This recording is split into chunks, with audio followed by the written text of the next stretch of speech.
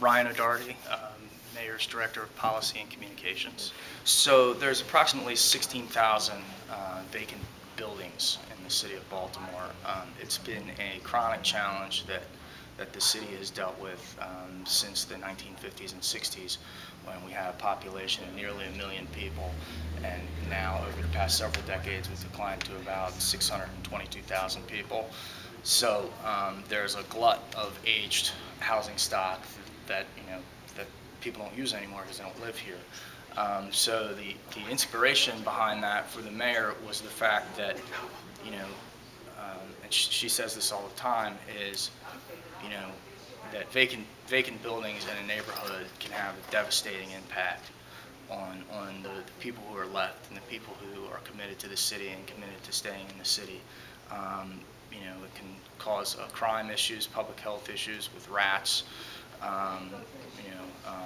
loitering and things like that. So what the mayor's trying to do with Vacants to Value, it's a multifaceted approach to tackling urban blight in the city. And what it does is it targets the resources through code enforcement and through new incentives for home buyers on what we call the vacant neighborhoods that have 1 or 2 vacants on a block, but there's still investment. So the idea is to target the resources on those 1 or 2 inner block and make things happen there.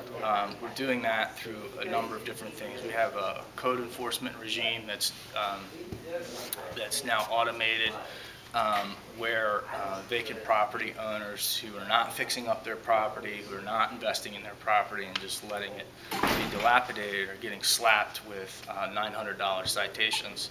And for the first time in over 10 years, this process is now automated. So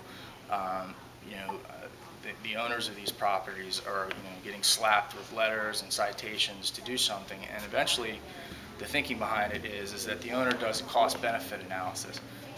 Do I continue to own this property that's costing me money because I keep getting hit by the city with citations and legal notices and things like that, or do I sell this property to somebody who will fix it up, or do I fix it up myself? So it's recognizing the market demand that's in the neighborhood, and by targeting the resources to neighborhoods where there's only scattered vacants, we believe there's an existing marketplace there that could support housing.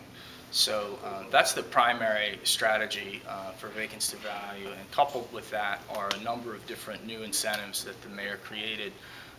One of them that I think was really smart, and because it kind of kills 2 birds with 1 stone, is we're offering a $5,000 forgivable loan, which is essentially $5,000 that a buyer could use for a down payment or for repairs, and we're targeting it to city police officers, city firefighters, and city teachers. So we've always had the issue of police officers that work here but don't live here. So this is a way to encourage them to come back and invest in their community and invest in the city.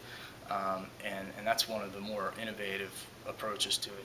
A broad overview is we get creative. We will work with individual property owners. If there's a block left and there's only 2 houses on it and we think there's an opportunity to start from scratch, we will look at swapping properties that the city owns with those homeowners to say, okay,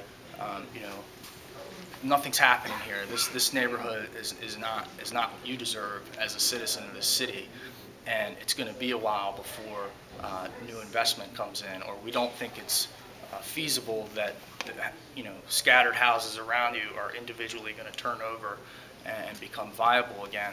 So we will work with individual property owners to potentially swap properties in other parts of the city, and in those areas where we have the scattered vacants in a strong neighborhood where it's just 1 or 2 vacants, our housing department will actually work with a homeowner to say, okay, well, would you like to move? Would you like to move in this neighborhood? And we'll just swap the properties. It won't even cost you anything. So those are the kinds of creative strategies that are being employed now. At it. What about? I live in Highlandtown, and just north of me, there are some blocks where they're all vacant. So what about those? So with those, with with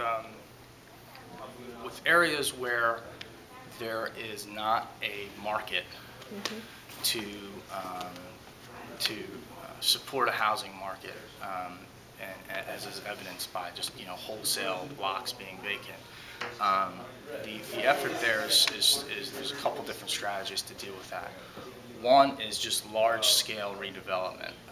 You see things like Uplands in West Baltimore is an example of that, where it's just a massive investment, federal dollars, state dollars, city dollars, to essentially demolish and rebuild in those areas. And in addition to that, and you see it also in EBDI as an example of that as well. And so the mayor supports those larger scale investments where there just is no housing market. There's just very unlikely that you're going to be able to turn those houses over one at a time to create a new neighborhood. And in addition to that, one of the things that we're very seriously looking at, and it's a critical part, is that where there's not demand today for housing, we're looking at other uses for the vacant properties. We're looking at community green space. We're looking at urban farming. We're looking at all sorts of creative reuses for these vacant lots, because the reality is when you had 1 million people living here in 1950 and now you've got 620,000, it's unrealistic to assume that we're going to immediately have that kind of demand back in the house. So we have to be creative about reusing that land for different uses.